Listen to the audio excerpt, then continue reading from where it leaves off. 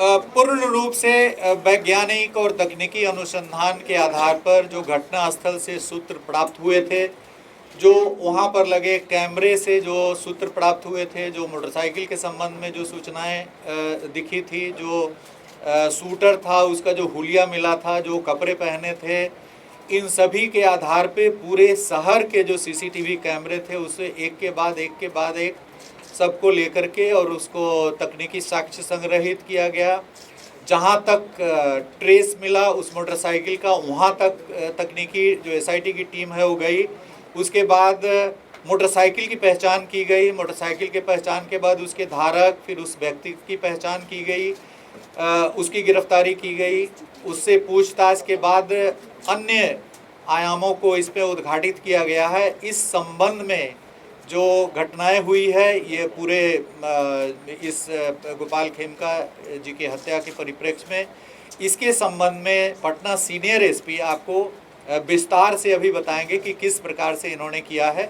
और इसके बाद यदि कोई सवालात होंगे तो यहाँ पर एडीजी ऑपरेशन कुंदन कृष्णन जी, रेंज आईजी पटना जितेंद्र राणा जी और पूरी पटना की टीम और एसटीएफ की टीम है। जो भी आपके प्रश्न होंगे उसका हम लोग उत्तर देने का प्रयास करेंगे। तो इस संबंध में जो बारीकी से अनुसंधान की जो बारीकी जो प्रक्रिया है उसके संबंध में पटना सीनियर एसपी आपको ब्रीफ करेंगे। Thank you. घटना हुई थी, उसके बाद सीसीटीवी का अवलोकन किया गया और वैज्ञानिक अनुसंधान प्रारंभ करते हुए जहाँ पे रिट्रीट हुआ था उस डायरेक्शन में आगे बढ़ा गया। इसी क्रम में बढ़ते बढ़ते हम लोग जहाँ पे जो अभियुक्त था वो जब भागा था उस घर तक पहुँचे। वहाँ पे जब छानबीन की गई तो एक मोटरसाइकिल हम लोगों को मिली। मोटरसाइकिल के नंबर से टैंपरिंग करने की कोशिश की गई थी। जब उस मोटरसाइकिल के पास वाले घर की सर्च की गई तो उस घर से जो अभियुक्त जो कपड़ा पहने हुए थे वो बरामद हुआ, जो जूता बरामद हुआ, मास्क बरामद हुआ। उस घर में जो व्यक्ति थे उनको लाया गया पूछताछ करने के लिए। उनका नाम उमेश यादव। जब उनसे गहन पूछताछ की गई, इसके बारे में गहराई से पूछताछ की गई तो उनके द्वारा इस घटना की संलिप्तता स्वीकार की गई। साथ ही में उनके द्वारा बताया गया कि इस घटना में जो उनके द्वारा इस्तेमाल किया गया हथियार था वो घर में छिपा के रखे हैं। ये जब उनको बताया गया उसमें उनके घर के ऊपर वाले फ्लोर में, जो उनके भाई का फ्लोर है, घर है, उसमें ये बंद कमरे में रखे हुए थे। उस जगह की जब छानबीन की गई तो इनके घर से 59 राउंड गोलियां बरामद हुई। उसमें 56 राउंड 7.6 का था और 3 गोली 9mm का था। उसके अलावा जब घटना में जो इस्तेमाल हथियार था उसके साथ 2 मैगजीन मिला जिसमें 14 राउंड गोलियां थी। इसके बाद जब इनसे और पूछताछ की गई तो बताया ये कि अशोक साव का नाम लिए, ये इनको करीब 1.5 साल से जानते थे। दोनों ही बिहार शरीफ के थे और एक शादी के फंक्शन में मिले थे। तब से ये उनके लिए छोटा मोटा काम करते थे। करीब 1.5 महीना पहले इस षड्यंत्र को रचा गया था और इसमें इनको पहले लाया गया था कि ये शूटर और हथियार को इंतजाम करे। इस क्रम में पैसे भी दिए गए थे और इसमें बताया गया था कि अग्रिम में 50,000 रुपये दिए गए थे और बाकी काम होने के बाद 4 लाख की बात हुई थी इसमें। ये पहले अपने आसपास के जो शूटर रहे हैं उनसे कांटेक्ट किए ये। उसी क्रम में इनके इलाके में रहने वाले विकास उस राजा से मुलाकात हुई। इसमें उनसे सेटिंग करने की कोशिश की गई। राजा के द्वारा जो डिमांड किया गया था तो इनको लगा कि इससे अच्छा ये स्वयं ही ये घटना कर ले और इसलिए ये हथियार जो इनको अशोक साव जी के द्वारा ही दिया गया था वो हथियार लिए और अशोक साव के द्वारा इनको उनके दिनचर्या के बारे में बताया गया। ये एक रेगुलर था कि वो 8 बजे के आसपास बांकीपुर क्लब जाते थे और वहाँ से करीब 11:30 बजे के आसपास वो स्वयं अपनी गाड़ी को ड्राइव करते हुए आते थे। क्लब से नॉर्मली उनके एक दोस्त भी आते थे जिनको एक बाकरगंज मोड़ पे ये उतार देते थे। इसी की रेकी करते हुए वो उस दिन घटना के दिन भी वो बाकरगंज मोड़ पे पहुंचा। वहाँ जब इनकी गाड़ी आई तो ये वहाँ से चल के ये अपार्टमेंट के पास आ गया और इनका इंतजार करने लगा। इसके 10 मिनट के बाद इनकी गाड़ी आई।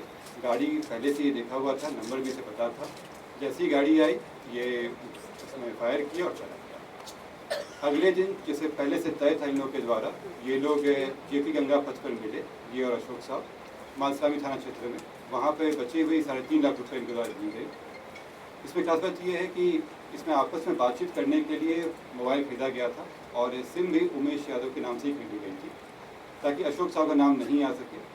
और जब ये पैसे दिए गए तो मोबाइल उन्होंने वापस कर दिया लेकिन सिम वापस नहीं किया। जब इसमें अशोक साव के घर पे छापेमारी की गई तो उनके यहाँ भारी मात्रा में ज़मीन के कागजात मिले, साथ में एक 9 mm का बरेटा उनके यहाँ पिस्टल मिला, उसमें 17 राउंड गोलियाँ मिली उसमें, और इसमें कई जो कागजात मिले हैं उनका निष्कर्षण किया जा रहा है। जो अभी शुरुआती पूछताछ में जो बताया गया है कि इन लोगों के बीच में व्यापारिक संबंधों में खटास आ गई थी, ज़मीन के कारोबार में भी बताया जा रहा है, लेकिन अभी अंदर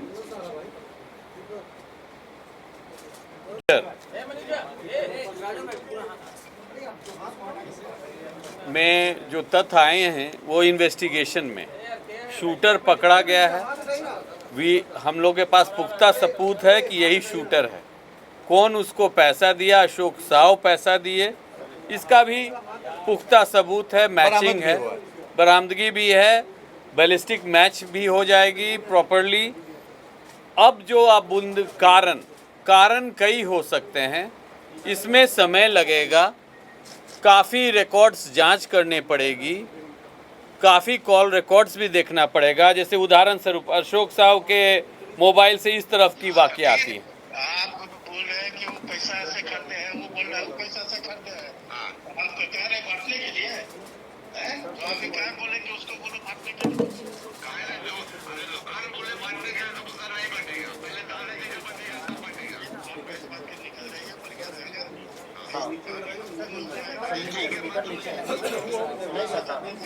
अरे मेरे बदौलत है, ये आपके बदौलत है, तो आप उसका खर्चा आप भरपूर उठा रहे हो। इसका बदौलत है, आप ही ने बोले कि मेरे बदौलत है, ये बेनिफिट हम उठा रहे हैं, बेनिफिट हम उठा रहे हैं, हम उठा रहे हैं बेनिफिट। आज भी बोलते हैं जो चेयर है तो बात करने तो 40 चेयर है, सुनो बता देते हैं, उन्होंने आए हम बता रहे हैं आपको बात हमसे नहीं, हम कोई चीज से क्या फालतू कर रहे हैं, पहले ये बताओ ना हमको, तो क्या फालतू कर रहे हैं, तुमसे बात बताओ तो।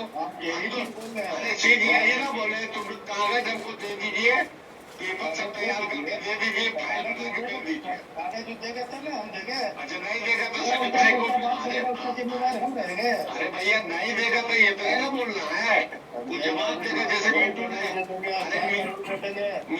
देना है, क्या चीज क्या बोले आप आनंदपुर में संजय को 1.5 करोड़ देंगे, किसको बोले गए भाई, कौन बेटी चोट बोलता है, बात चोट के हम बोले गए, बताओ तो किसको बोले गए कि हम 1.5 करोड़ रुपया देंगे, कौन बोला है तुमको, कौन बोला है, के सामने में है। अरे तुम अभी बोलो ना, अभी बहुत कॉन्फ्रेंस से बात करा देते हैं, कॉन्फ्रेंस से तो इस तरह तो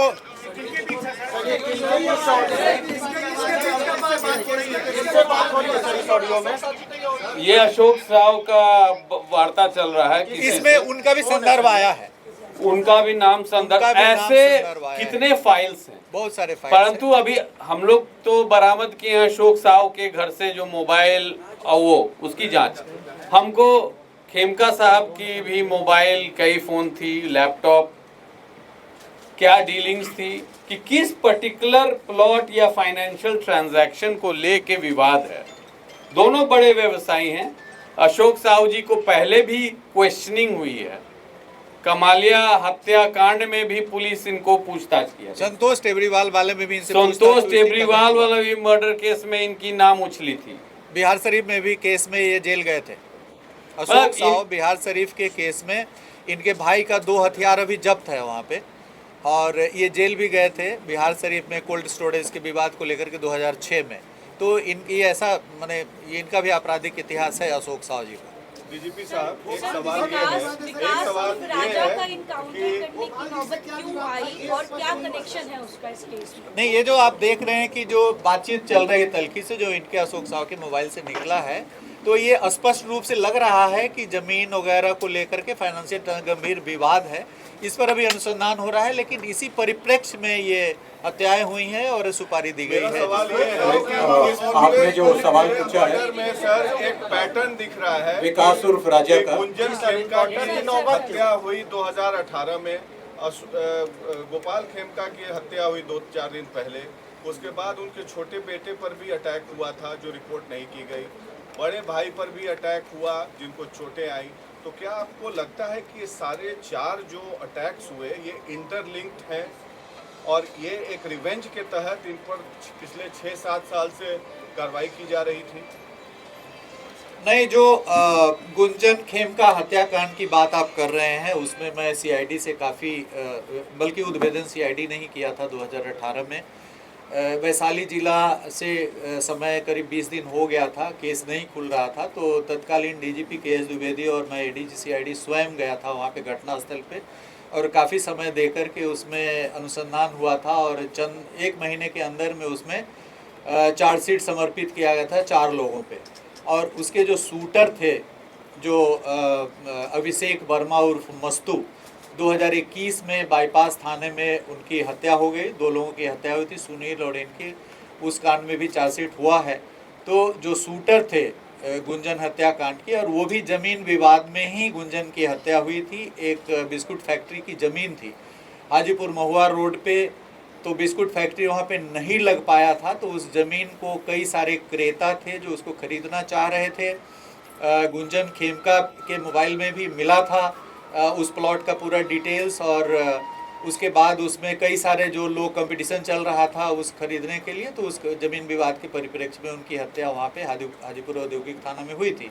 उसमें पुलिस ने अनुसंधान करके शूटर सहित जो काफ़ी जो उसमें ज़मीन में जो जुड़े हुए लोग थे, जो वैशाली ज़िले के 2 लोग थे, 4 लोगों पे चार्जशीट करा गया था, वो अभी कांड विचाराधीन है उसमें। और उसमें जो अभिषेक उर्फ मस्तू था, उसका नागालैंड का एक लाइसेंस था, नागालैंड से लाइसेंस उसको मिला हुआ था पिस्टल का, ऑल इंडिया लाइसेंस था, उसको भी जब्त करने के लिए नागालैंड प्रशासन को उस समय हम लोगों ने लिखा था। बाद में वो न्यायालय के आदेश पर वो पिस्टल मुक्त हो गया था और उसमें काफ़ी सारी आगे की कार्रवाई हुई थी।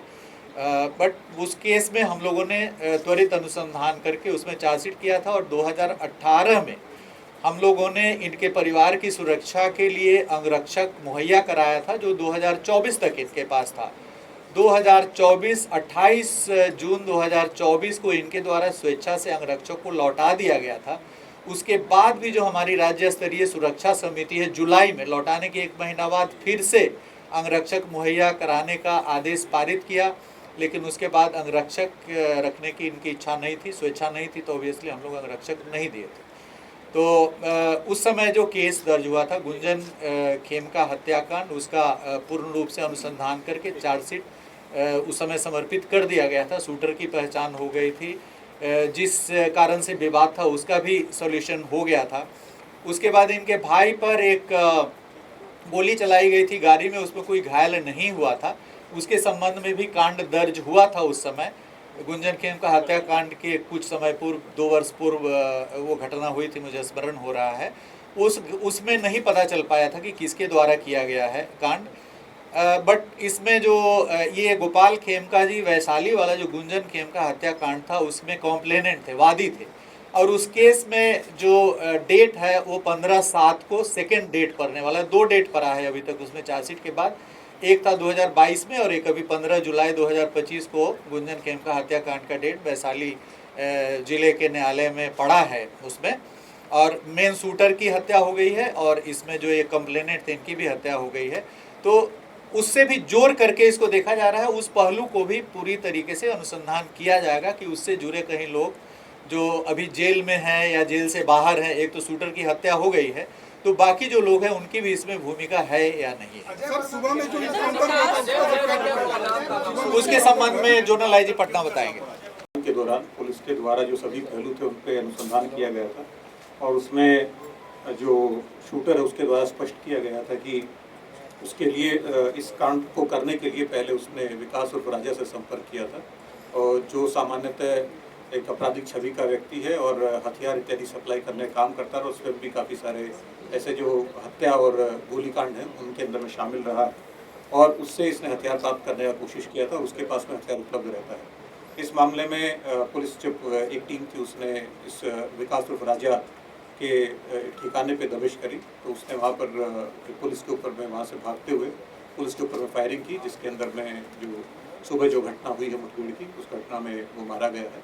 और इसके साथ ही क्योंकि इस प्रकार के जो तत्व हैं जो हथियार उपलब्ध कराते हैं और अराजकता फैलाते हैं, तो पुलिस का स्पष्ट उनको संदेश देना चाहते हैं कि उनके साथ में कड़ाई से जो जो पुलिस उनके विरुद्ध में कड़ी से कड़ी कार्रवाई करेगी और जो भी इस प्रकार के जो आपराधिक तत्व हैं जो इस प्रकार की आपराधिक घटनाओं में शामिल होना चाहते हैं उनके लिए एक संदेश है कि जो पुलिस अपने किसी भी मामले में पीछे नहीं हटेगी। जहाँ पर भी पुलिस के ऊपर में हमला किया जाएगा तो पुलिस जो है विधि सम्मत अपनी कार्रवाई करेगी।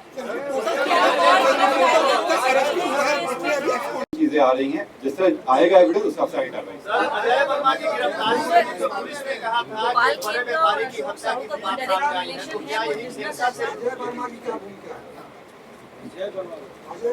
मैंने आपको बताया जिसकी आप बात कह रहे हैं इसमें गहन अनुसंधान चल रहा है, इसमें कई सारे लिंक हैं। जब पुख्ता सबूत आएगा उस अफसर पे कार्रवाई होगी। जैसे पहले बताया गया 2 गिरफ्तारी है इसमें और एक व्यक्ति जो इसमें पहले से इन्वॉल्व थे उनका एनकाउंटर। देखिए एनकाउंटर के संबंध में बहुत स्पेसिफिक गाइडलाइंस दिए हुए हैं, उन सारे गाइडलाइंस का फॉलो किया जा रहा है।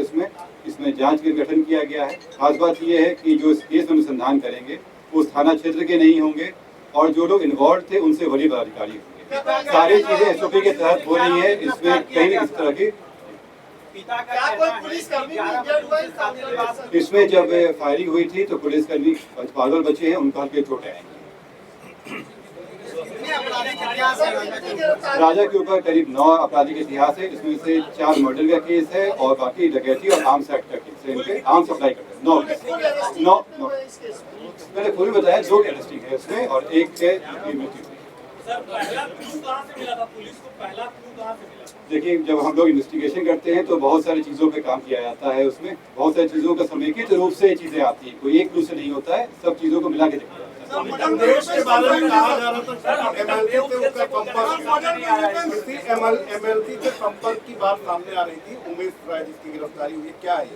देखिए इसमें राजनीतिक रूप भी हो सकता है इसमें, लेकिन जो हम लोग को एविडेंस मिलेगा और जो आगे पूछताछ की जाएगी उस हिसाब से। देखिए जेल से जो कनेक्शन की बात आ रही है इसमें ये अनुसंधान का विषय है और इस पर हम लोग काम कर रहे हैं। अगर आएगा तो कार्रवाई करेंगे। तो आप लोगों को बहुत जब इस हत्याकांड का जांच चल रही थी उस समय हत्याकांड के जांच में कई अपराधियों पर नजर रखी जा रही थी, कई अपराधियों से पूछताछ चल रही थी। ये घटना को भेजने से पहले भी कई अपराधियों को हथियार के साथ पकड़ाए थे, वो उनको जेल भेजा गया था। उसी क्रम में और लोग भी हैं जो पकड़ाए हैं, उसको जिनको जेल भेजा गया है। इसमें हम लोग उनसे पूछताछ कर रहे थे। इसी क्रम में जब उमेश के बारे बताया गया इसमें कि इन्होंने इस शूटर से कांटेक्ट किया था और हथियार की सप्लाई के लिए बात की गई थी, तो इनसे और काफी स्पेसिफिक सवाल पूछे गए। इसके इनके द्वारा बताया गया कि ये अपने हथियार को ईंट भट्टी के पास रखे हुए हैं, जहाँ से रिकवर करने के लिए इनको ले जाया गया वहाँ पे ये भागने की कोशिश की है फायरिंग करते हुए। उस फायरिंग के क्रम में पुलिस बागल बची है और जब जवाबी कार्रवाई की गई है तो इनको गोली लगी। तुरंत इनको अस्पताल ले जाया गया। अस्पताल पहले गुरु गोविंद सिंह हॉस्पिटल ले जाया गया, वहाँ से रेफर करके NMCH ले जाया गया। वहाँ इनका इलाज चला, लेकिन इलाज के क्रम में ये मृत्यु प्राप्त। ये बताए वहाँ पे ईंट भट्टी का छिपा के रखे हुए थे और वहीं से हथियार रिकवर किए थे। इन पहले ले गई थी पुलिस को रिकवर करने के लिए, लेकिन उसका इस्तेमाल भागने के लिए किया। उमेश की हिस्ट्री को निकलवा रहे हैं इसमें। उनके यहाँ जिस तरह से गोलियां और हथियार बरामद हुए हैं और जिस तरह का सोफिस्टिकेशन चाहिए होता है इस तरह में, उससे स्पष्ट है कि ये पहले भी हथियार का इस्तेमाल कर चुके हैं। ये चीज़ें हम लोग निकलवा रहे हैं कि पूर्व में भी क्या आपराधिक करते हैं। उमेश यादव किस जिले के रहने वाले हैं?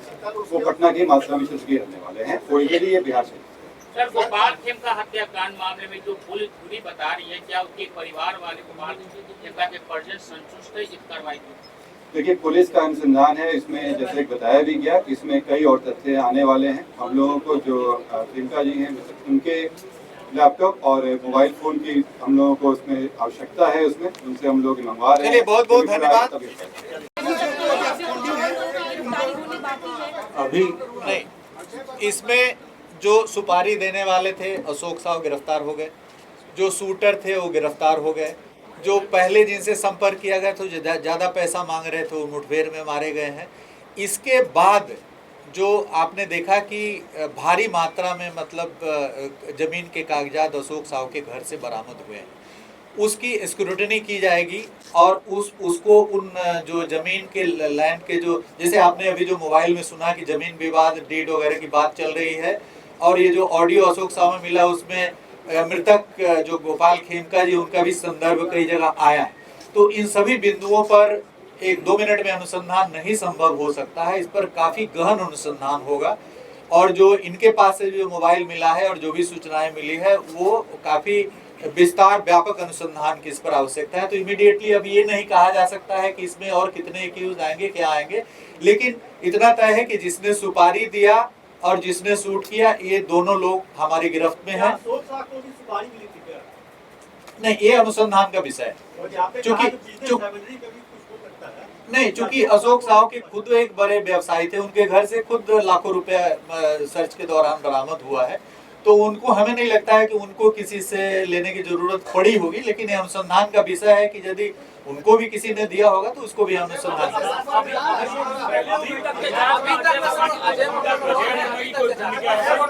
नहीं। देखिए, अभी जो कोई भी हत्याकांड प्रतिवेदित होता है तो उसमें विभिन्न आयामों से अनुसंधान होता है। जैसे यही जो अभी जो ये हत्याकांड है, इसमें कम से कम 1 दर्जन दिशाओं में हम लोग अनुसंधान को ले गए। तकनीकी अनुसंधान से हम लोग धीरे धीरे आगे बढ़ रहे थे। उसके बाद जो शूटर्स हैं, जितने सारे शूटर्स हैं, सभी शूटर्स पे भी हम लोगों ने उसका चेहरा, उसका जो मोटरसाइकिल में आप जो दिल डॉल देख रहे हैं, ये आदमी का उस दिल डॉल से मिलान करते हुए हम लोगों ने दर्जनों शूटर्स के संबंध में अनुसंधान किया है।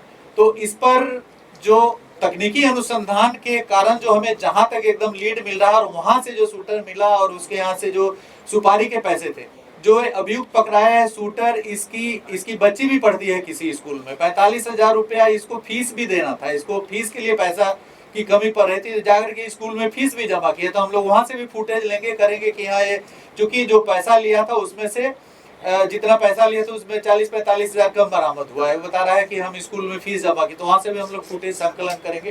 तो इन सभी चीजों का अनुसंधान आगे बढ़ेगा और इस अनुसंधान में हर बिंदु पर अनुसंधान किया जाएगा, काफी व्यापक इस पे।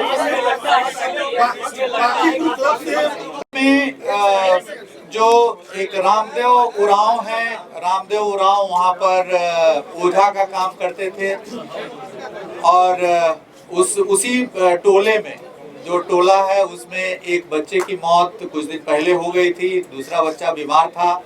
तो रात के दौरान करीब 11 बजे के लगभग वह परिवार इनके यहाँ गया और बताया कि इसको ठीक करो, नहीं तो तुम्हारा खैरियत नहीं है। और उसके बाद वो पूरे गांव, जो उस मोहल्ले के जितने टोले के जितने सारे लोग थे, वो सब वहाँ पे ओझा के यहाँ वो गए और वो बताया कि इसको ठीक करो, नहीं तो ये ठीक नहीं होगा। उसके बाद उसके साथ काफ़ी मारपीट किया गया, जो एक तरह से उनको कहिए कि वो एक डॉक्टर का काम कर रहे थे, उनको विश्वास भी होता है कि वो ठीक कर देगा, लेकिन पहला भी ठीक नहीं हुआ, मर गया, और दूसरा भी बीमार पड़ गया। तो काफ़ी उद्वेलित होकर के, आक्रोशित होकर के इन लोगों ने काफ़ी मारपीट किया। मारपीट करने के बाद उन लोगों ने, और वहाँ पर वो कई टोले हैं, वहाँ पे छोटे छोटे टोले हैं, और चूंकि पूरा मोहल्ला ही उसमें इन्वॉल्व था, पूरे मोहल्ले के एक एक आदमी उसमें इन्वॉल्व था, इन लोगों ने मारपीट किया। और मारपीट होने के बाद जब वो सभी बेहोश हो गए, उसके बाद उन लोगों को लाश को डिस्पोजल करके, जला करके और डिस्पोजल करके वहाँ से 4 किलोमीटर दूर एक ट्रैक्टर पर लोड करके और डिस्पोजल कर दिया। ट्रैक्टर का चालक भी गिरफ्तार हुआ है और भी 2 लोग उसमें गिरफ्तार हुए हैं। एक बच्चा जो अपने वहाँ से भाग करके ननिहाल में गया था, वह पुलिस को बताया। उसके बाद पुलिस इसमें पूरी कार्रवाई की, डॉग स्क्वाड को लगाया गया। जो 4 किलोमीटर दूर जो लाश फेंका गया था, डंप किया गया था, उसको बरामद किया गया। उसमें ग्रुप ऑफ डॉक्टर से पोस्टमार्टम कराया गया है। पोस्टमार्टम में आया है कि जो भी मृतक हैं उनको जिंदा नहीं जलाया गया है, बल्कि जिंदा जलाने के बाद उनको जो श्वास नली होता है उसमें काफ़ी सारे धुआं और पार्टिकल्स चले जाते हैं, तो इसका संकेत नहीं मिल रहा है। ऐसा संकेत मिल रहा है पोस्टमार्टम से कि इन लोगों को मारपीट करके वहाँ पे, जिनकी काफ़ी इंजरीज भी आया है बदन पे सभी के, मारपीट करके और उसके बाद इनको लाश को डिस्पोजल कर दिया गया है। तो ये ओझा गुनी के परिप्रेक्ष्य में एक बच्चे की मौत हो गई थी, दूसरा बीमार था। इसी के कारण उस गांव के सभी लोग मिल करके, और उनका यह मानना था कि ये इनके कार्य जानबूझ करके ठीक नहीं करना चाह रहे हैं, जिसके कारण एक के बाद एक उसके बच्चे की मृत्यु भी हो गई और बीमार भी पड़ गया। इसी परिप्रेक्ष्य में हुई है। इसमें पूरी तरीके से वैज्ञानिक अनुसंधान किया गया है। पुलिस के द्वारा किसी भी प्रकार की कोई सूचना वहां से तुरंत नहीं प्राप्त हुई। वहां का चौकीदार जो पहले था उसकी मृत्यु हो गई थी, उसकी जगह पे कोई भी चौकीदार वहां पे कार्यरत नहीं था। वहाँ का मुखिया से भी पूछताछ किया गया, पंचायती राज के जितने सदस्य हैं सभी से पूछताछ किया गया है। मुखिया जी का भी घर वहाँ से कई किलोमीटर दूर पे है, छोटे छोटे टोले हैं वहाँ पे। मुखिया जी ने कहा कि हमको भी जानकारी नहीं पता हुई। तो पुलिस को जैसे ही उस बच्चे के द्वारा जानकारी दी गई जो भाग करके अपने ननिहाल में चला गया था, उसके बयान पर ये पूरी कार्रवाई इसमें हुई है। और इसमें जो भी प्राथमिकी के अभियुक्त हैं, जो ट्रैक्टर का गिरफ्तारी हो गई है, जो घर के जो सदस्य हैं उसकी भी 2 की गिरफ्तारी हुई है और इसमें पुलिस कार्रवाई कर रही है। और इसमें आदेश दिया गया है जिला प्रशासन को, पुलिस प्रशासन को कि वहाँ पर एक अभियान चलाया जाए, अवेयरनेस चला जाए। और स्वास्थ्य विभाग की ओर से भी वहाँ पे अवेयरनेस चलाने की जरूरत है कि इस प्रकार की जो मान्यता है उन इलाके में, तो उस पर अवेयरनेस कैंपेन चलाया जाए कि भाई इस तरह की बात कोई भी आदमी झाड़ फूक करके कोई बीमारी ठीक नहीं हो सकती है, उनको हॉस्पिटल में ले जाया जाए। हॉस्पिटल की अच्छी सुविधा पूर्णिया में उपलब्ध है, धमदाहा में भी हॉस्पिटल है और पूर्णिया में अच्छे हॉस्पिटल्स इधर आए हैं। तो उनको अवेयरनेस, चेतना जागृत करने की उन इलाकों में जरूरत है कि कोई डायन बिसाही या ओझा गुनी किसी भी गंभीर बीमारी को ठीक नहीं कर सकता। हॉस्पिटल में आए, हॉस्पिटल में विश्वास रखें। तो इसमें काफी कुछ करने की जरूरत है, इंटर डिपार्टमेंटल एक्शन की वहाँ जरूरत है, अवेयरनेस फैलाने की जरूरत है। सर, कल राहुल गांधी का प्रदर्शन